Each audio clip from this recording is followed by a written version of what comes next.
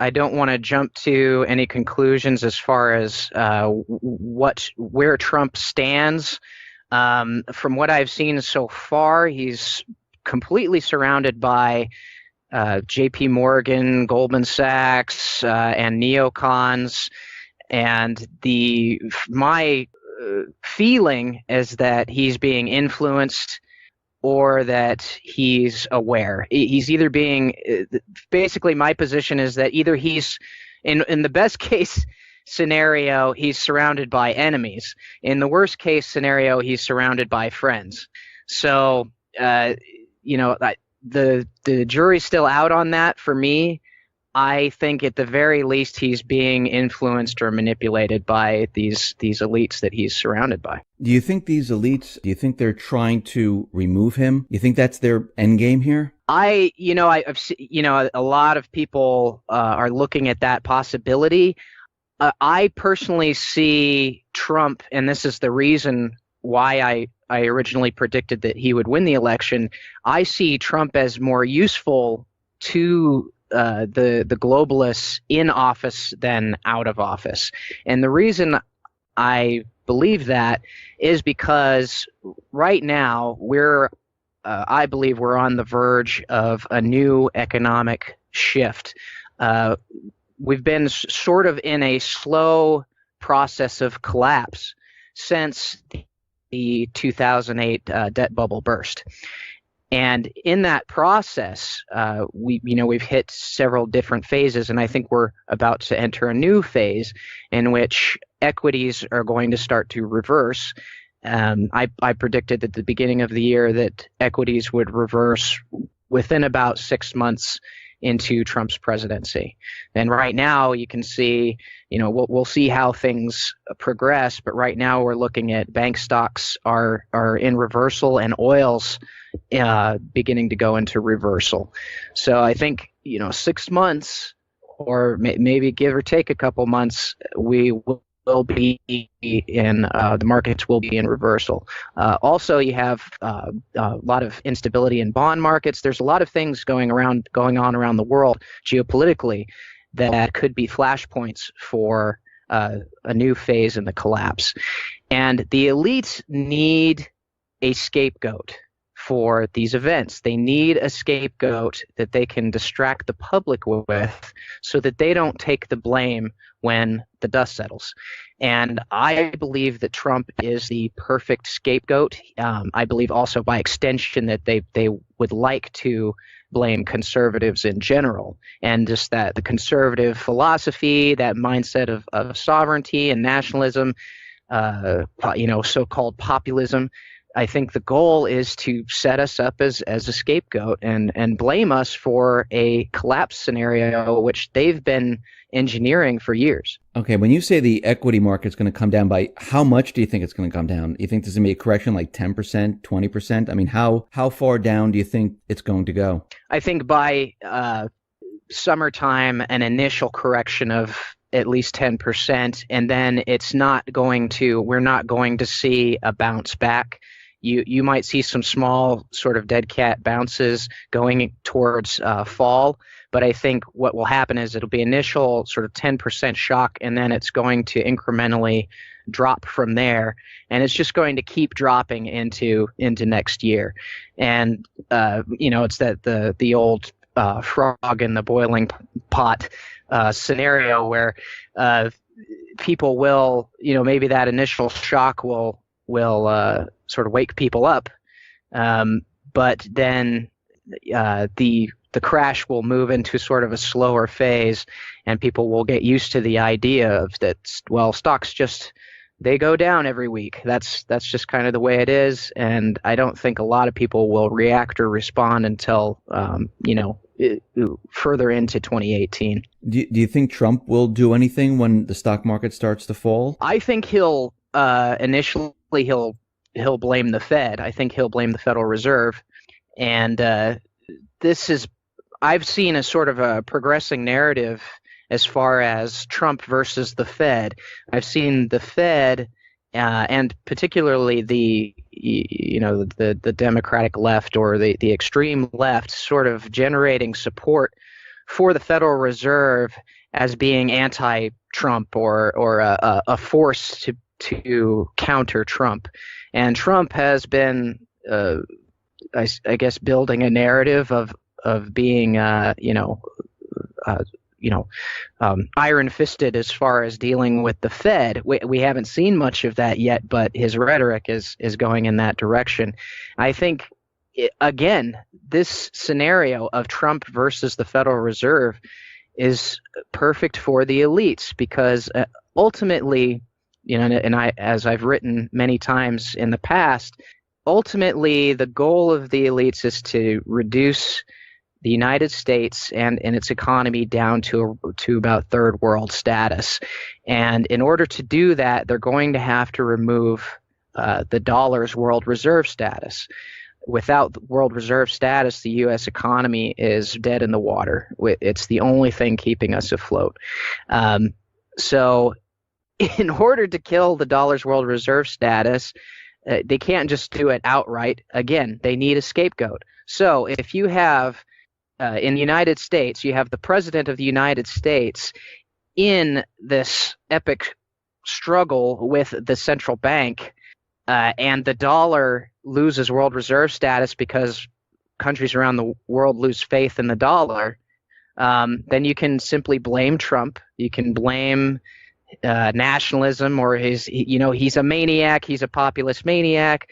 The dollar lost world reserve status. It's all his fault. It's all the fault of conservatives. They've wanted to kill the Fed for a long time. You kill the dollar's world reserve status, then the elites can start shifting everything into a global basket system, which is what they've wanted to do for a very long time. Okay, so let me just back up here for 1 sec. One, do you think the Fed, by raising the interest rates, do you think this was a signal that they're about to bring down the economy? Was this the first step? Yes, and if you look at some of my articles from last year, I wrote several about the pillars. There were three pillars holding up the U.S. economy. The first pillar was quantitative easing. The second pillar was ultra low interest rates and overnight loans to banks and corporations. And the third pillar is the dollar's world reserve status. We've lost QE, and we're losing the low interest rates right now, and then the final stage would be the loss of world reserve status. And at that point, the U.S. economy will collapse. And I've been predicting that the Fed would raise rates way back when everyone said that there was no way they would raise rates, that they would go into negative rates, or they would go into QE4, which they may do, but that would be after, I think that would be after an equities crash or after a major crisis, that they may move into, quantitative easing or something like that, a QE4. But at this point, they're definitely going to raise rates because, if my theory is correct, they're pulling those pillars out from underneath the U.S. economy in order to create a crisis. So how many more times do you think they will raise the rates? Because each time they do it, it affects the economy. So how many more times do you think they will go until everything starts to fall apart? Well, that's hard to say as far as, if we're only talking about this year, I would say they're definitely going to raise again in June. I believe they probably raise at least 2 more times this year, if not 3. I also believe at some point that they will hike rates, and that it will be much higher than people predict or expect. So instead of 0.25 basis points, it'll be 0.5 basis points. I think at some point they are going to hit the markets with a surprise rate hike, something that's bigger than what people expected. Okay, and how does the debt ceiling play into this right now? I mean, we passed the date where the debt ceiling is supposed to come into effect. It's now frozen at $20 trillion. And according to David Stockman, the U.S. government's going to be running out of money. So how does this play into it? Are they going to raise the debt ceiling? Are they going to not raise the debt ceiling? Where do you think they're going to go with this? This is it's an odd situation with the debt ceiling debate, because we've seen so many instances where we thought that maybe they would try to initiate a crisis through government shutdown.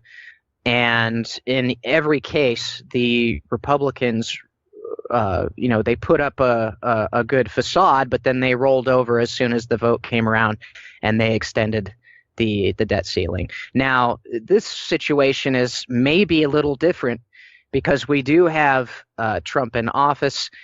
We do have a very sort of militant Democratic Party at this point. And we have some Republicans who are, at least in rhetoric or in appearance, they're very anti-Trump. So it's hard to say. I know that Chuck Schumer recently released a statement saying that if Trump continues to pursue the defunding of Planned Parenthood, the building of the southern border wall, the reversal of Obamacare, if he continues to do that, then the Democrats and some others will push for a government shutdown. That's, it is a possibility. I see it as a major flashpoint. But again, we've seen this so many times where there's a huge fight over the debt ceiling that turned out to be theater. So we'll see. I'm watching it very closely. I recommend everyone else watch it very closely. Now, I just want to circle back to where you said that the pillars of the United States and what the Fed controls, or the elite control. And you said that we're going to be losing the reserve status. And you're saying that we'll be moving to a different currency. When the United States loses the reserve status, first, is there going to be another country that's going to be reserve status? Is it going to be some other maybe global reserve status? And two, what new currency are we going to have here in the United States? Okay, well, this is confusing to a lot of people. The idea of the world reserve status being lost and the elites shifting into what they would call a basket currency system. So basically what that means, and this is not, I'm not just pulling this out of thin air. If you go back, the elites have been talking about this for over 30 years in different publications, including, publications like The Economist. They've discussed openly the strategy of removing any one national currency as the world reserve and combining multiple currencies into a basket system under the IMF. And the IMF has a basket system, and they have for about 30 years, and it's called the special drawing rights, or the SDR. So basically what the goal is, or what their strategy is to reduce the dollar's influence in global markets, remove its world reserve status, and then replace the dollar system with the SDR system. And the SDR would just be a basket of multiple currencies. Now, ultimately, the SDR, what it really is a stepping stone to a single global currency system. But the elites are smart. They're not going to try to force a single global currency down our throats right off the bat. What they'll do is they'll have the IMF take over basically monetary management. The IMF will take over all the pegging and values of different currencies. Every major currency already has a designated value in SDRs. For example, the US dollar is worth 0.64 SDRs. So if you had a shift right now, today, into an SDR system, the dollar would be worth 0.64% of what it's worth now on the global market. So we'll still have our dollars, our green dollar bills with the presidents on them. We'll still have that for a time. Over several years, I believe they'll ultimately do what they call harmonizing the value of every currency, mostly downwards. So most currencies will lose quite a bit of value. A lot of economies will shift down into close to third world status, and then the elites will come out at that point and say, well, all of these currencies are pegged at the same value now anyway, so we might as well just move into a single global currency system. And at that point, then they'll introduce that single currency. Okay, so we're going to keep what we have right now, but the value of the dollar is going to decrease, which means it's going to cost a lot more to purchase items. So we're going to see inflation, that's what you're saying? Absolutely, yes. Okay, so when we see inflation and the dollar loses value, this is what you're talking about, a third world status? That's how we're going to move into a third world status? That would be one of the primary triggers for that, yes. What are the other triggers? Well, another trigger may be right now we have building tensions with countries like Saudi Arabia, and the potential loss of petro status in the dollar. That would be another situation in which the dollar would lose quite a bit of value. If Saudi Arabia shifted away from the dollar into a basket of currencies, then most OPEC nations would follow their lead, and the dollar would lose petro status.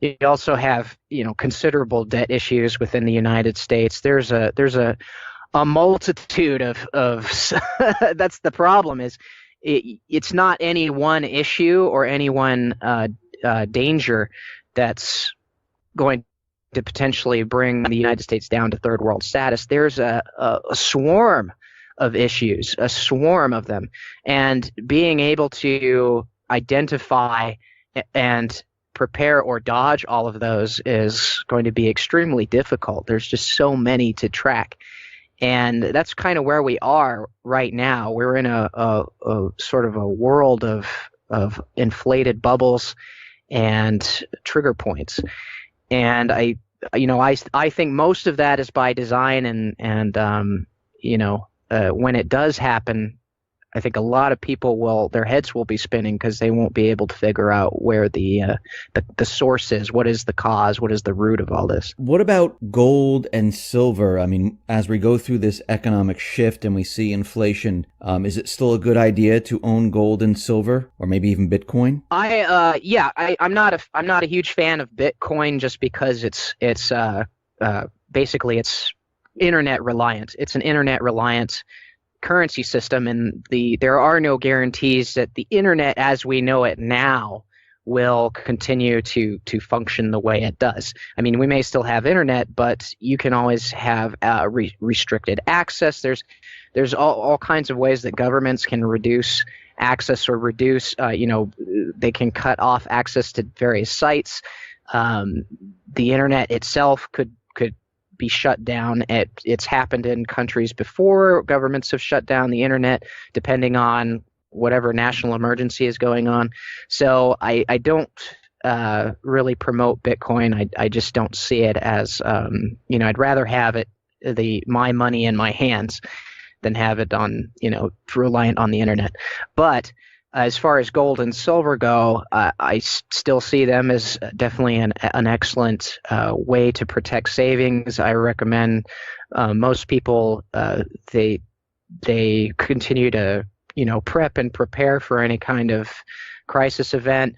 But put about 10% of your savings into gold or silver, because there's always a window of time in any collapse.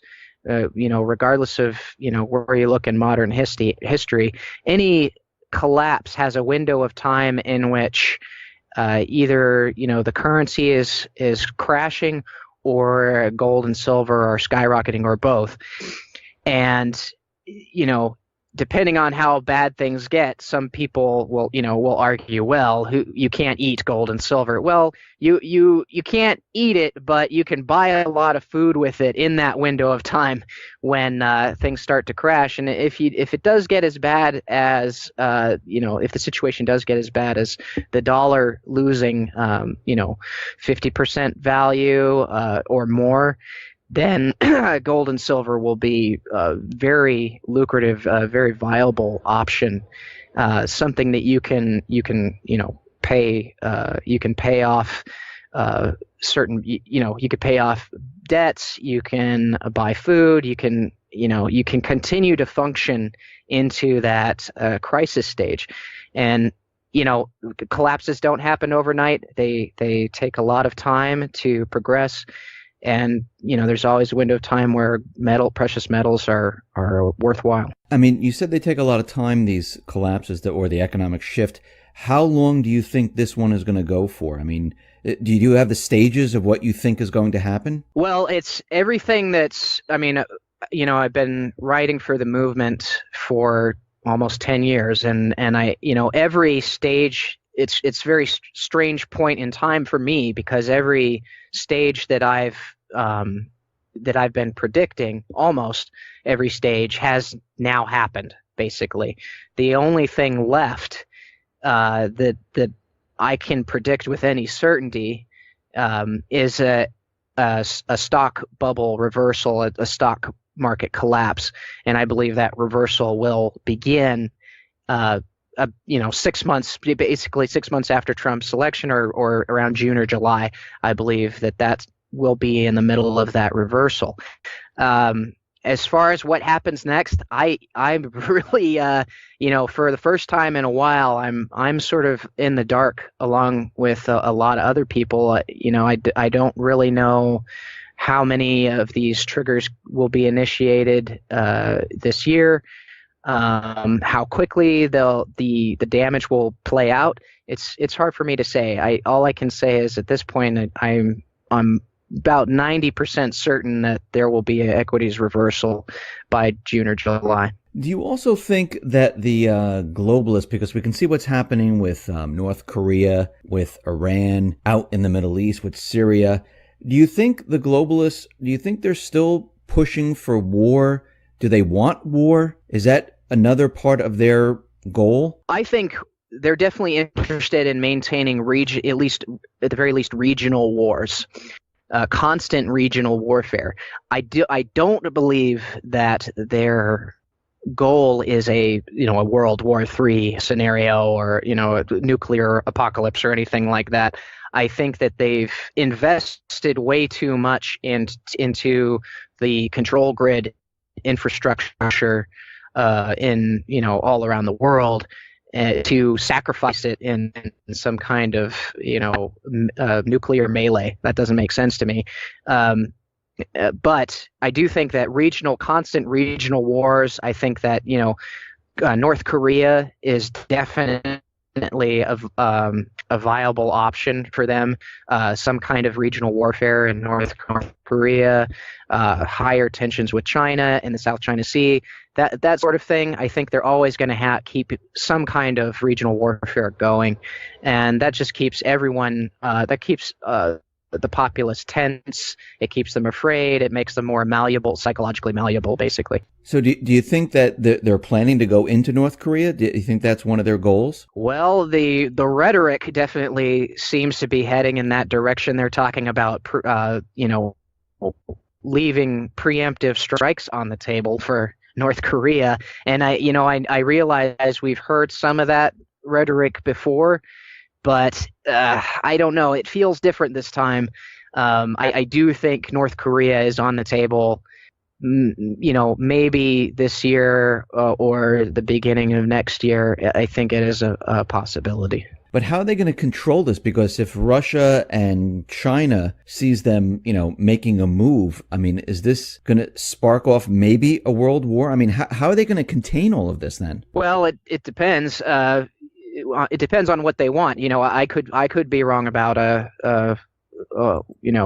them pursuing a world war, but I think that first of all, China. If your readers want to, or your listeners want to take a look at some of my articles on the false East-West paradigm, I outline a lot of evidence that shows that the Chinese government and even Russian Putin have pretty strong ties to global banks, and Putin has he has his elitist advisors too. Henry Kissinger is a close friend and advisor to Putin, just like he's an advisor to Trump. So there's a lot of influence on the eastern side of things, just as there is on the western side of things. So when people talk about, well, how are the elites going to handle Russia and China? Well, if I'm correct and the evidence supports my view, then the East will do whatever the elites tell them to do. So if the elites tell them, don't worry about North Korea, we've got this handled, then that's what they'll do. I wanted to move on to Obama and Soros and what Robert David Steele has said. He's an ex-CIA officer, where they're saying that Obama, was supposed to move out of D.C., and he stayed in D.C. because I guess he was going to move out because he thought Hillary was going to win and he was going to go back to Hawaii, but Trump won and he decided to stay in Washington, D.C. And we see Robert David Steele out there saying that Obama, Soros, they're planning for something in May, protests, riots. From your research, do you see any of that to try to force Trump out? I do absolutely see a strategy of sort of an Alinsky-esque strategy of civil unrest on the part of the extreme left. And I don't consider George Soros extreme left. He's a globalist. He's an elitist. He just happens to be the guy that's he's one of the gatekeepers for the left side of the paradigm. So he has his own interests, which may not necessarily be to oust Trump. His interests may be to create enough chaos and crisis within the United States to push Trump into instituting something like martial law. And this is kind of the issue with the left and the social justice cultists and the extreme left is I don't think they understand that they're useful idiots, basically, that they're being used by the elites to initiate a crisis that would be a rationale for a greater government crackdown. Because if you really look at them and how they operate and the strength of their numbers and everything else, they're not really a force to be reckoned with. They're a bunch of kids, basically. They're a bunch of kids. They're kind of oblivious to the greater picture. And there's no way they're going to run Trump out, or they're not going to intimidate conservatives. What I think they might do is piss off conservatives and be the straw that broke the camel's back, or the spark that sets off the powder keg.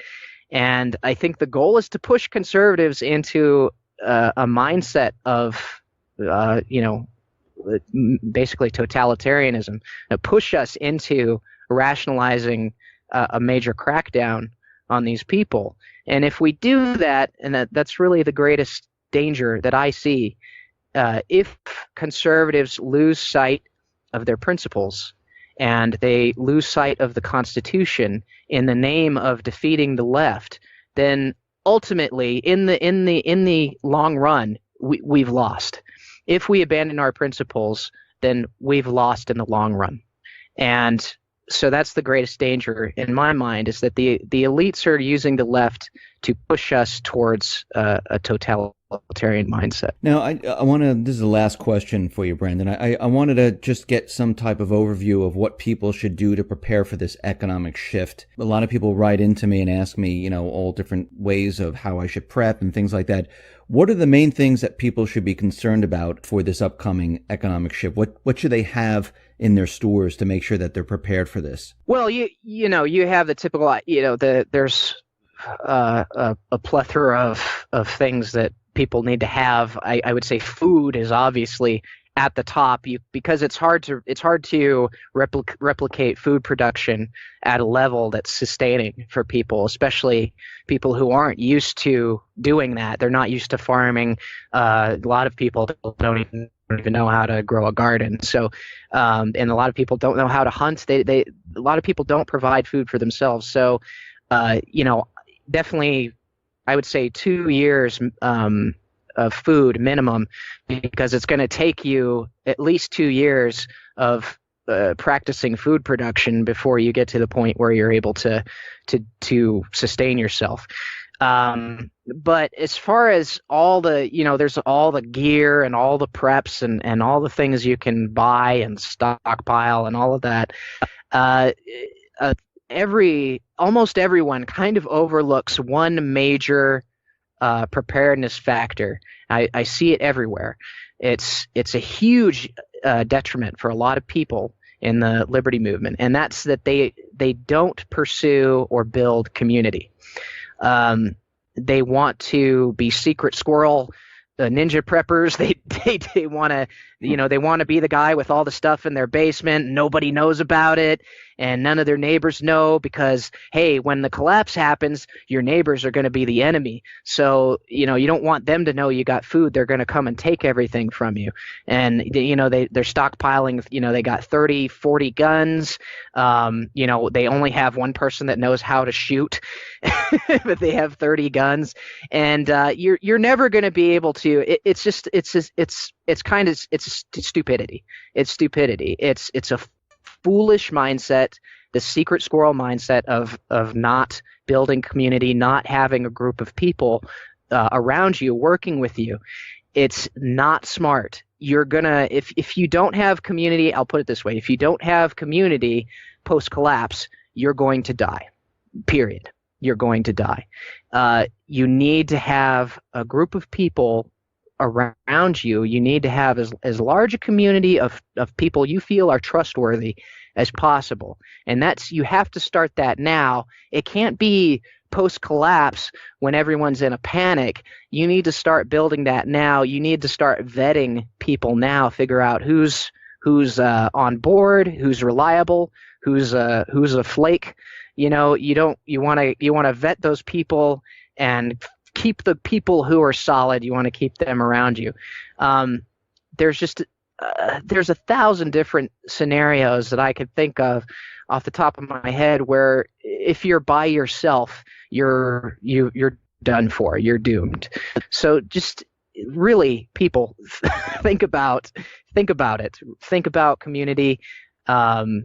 If you don't have people you can rely on, if you don't have skilled people with skills, production skills, food producing, animal heraldry, if you don't have people who know self-defense, you got to have a large, bubble or barrier of people around you in order to survive a situation where rule of law disappears. If things get that bad, you have to have community. Otherwise, you're done.